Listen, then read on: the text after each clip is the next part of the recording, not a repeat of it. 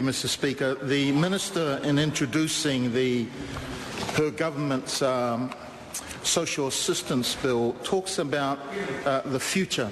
And I suspect she is referring to a National Party future, a future of division, of divide and rule, a future of the rich versus those who are in need, a future aimed at destroying our green and clean image by digging up our precious conservation area, a future aimed at undermining our democratic processes by running roughshod over the Auckland's super city. And that's not the kind of future that the Labour opposition supports, and that's not the kind of future that New Zealand society supports. Mr. Speaker, in 1999, Labour inherited about 161,000 people on the unemployment rolls. In 2008, when Labour left office, it had 20,000 people, only 20,000 people on those rolls. That's the number that we gave over to National when they took office. At the end of 2008, sir, those numbers went up to about 37,000 people unemployed. And it was acceptable at that time because people generally recognised that there was a recession. And so we went with that. There was a recession, however.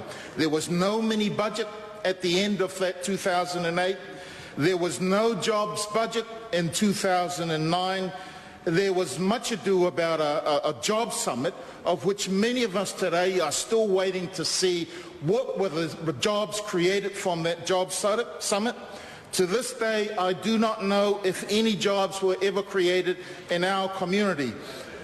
Things are worse now, Mr. Speaker, and not better. There was a freeze on public sector pay. The government kept talking about putting a cap on the workforce instead of a cut of the workforce. More and more people have been added on those numbers of unemployed to, at the end of last year, sir, there was about 168,000 people on the unemployment dole. Those numbers continued to rise. There was also a bit of a splash, about a $15 million cycle wave predicted to supposedly producing 4,000 people, 4,000 jobs. Again, we ask, where are those jobs? And I have to say, many in my community are asking, well, who can afford a $100 or $200 bicycle for the cycle wave? Sir, if you're talking about the future, as this government seems to believe it will do by targeting the unemployed, by targeting those solo parents, by targeting sickness beneficiaries, then let's ask them, sir, what will they do for the children and the young people that will evidently be affected if these benefits to needy families are being cut?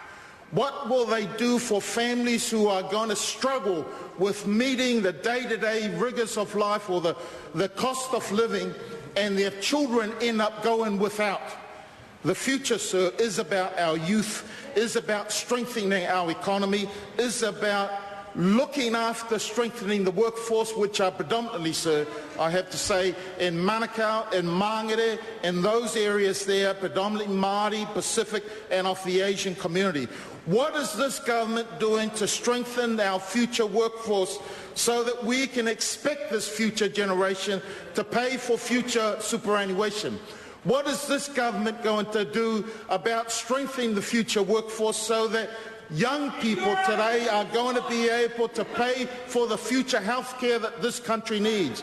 What is this government going to do to prepare the younger generation, the future workforce, in order for them to pay for education that the young generation will need in the future? This isn't what's going to achieve that, Mr. Speaker. This is not going to achieve that at all. So, you got to wonder last week as to why the government announced this particular announcement. My colleague, the Honourable Annette King, said this was dog whistle politics. Absolutely correct. She's absolutely correct. Why was this announcement made when they were getting constantly attacked by New Zealanders because they were looking to mine all our conservation areas? That that was a deflector. It was about deflecting the issue. And again, this is dog whistle, sending dog whistle messages out to the rednecks out there, those who don't understand the hardship that many families are going through, the hardship that some families have no control over. And I want to read something to you, sir.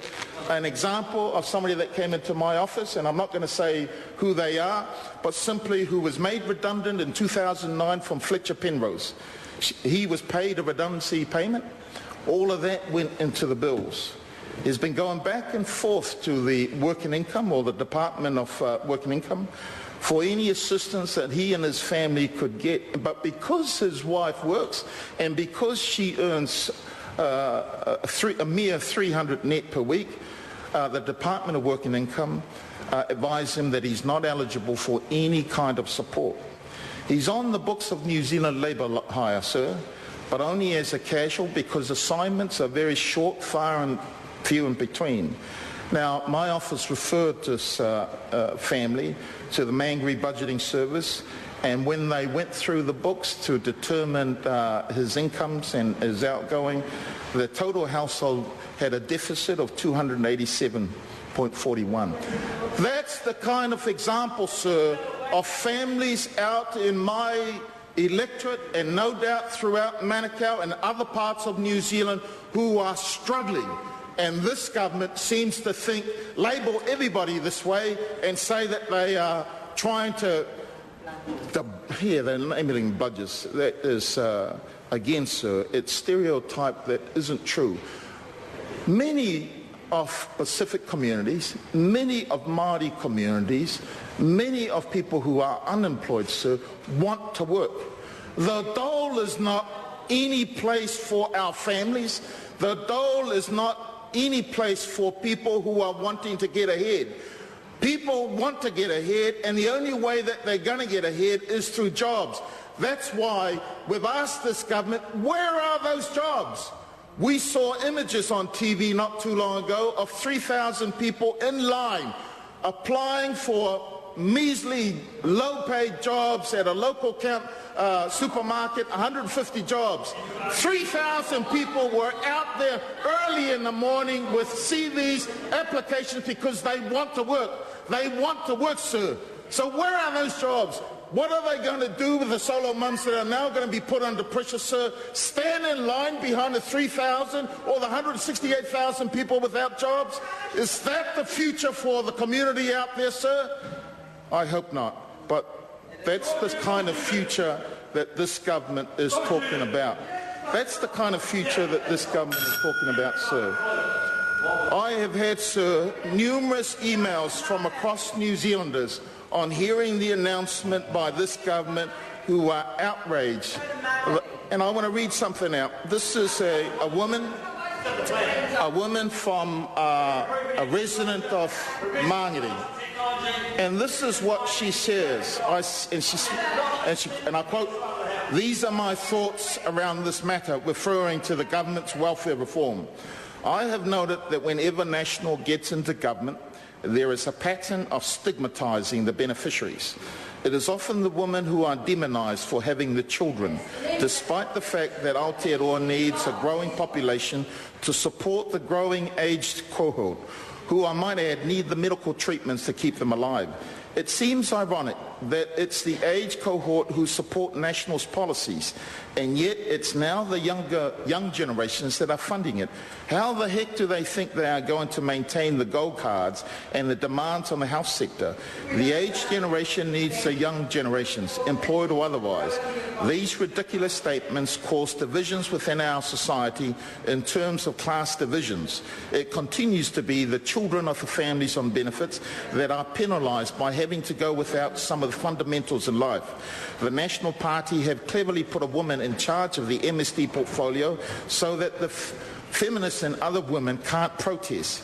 Presently, people who are applying for jobs are finding that are overskilled for the job, What makes the government think that unskilled parents are going to have a chance at obtaining employment that is family friendly? National policies are harsh and ridiculous. Where are the thousands of jobs that the National Party promised? What we want from this government, sir, is job creation, skills development. That can't happen if they continue to cut areas where they should be investing.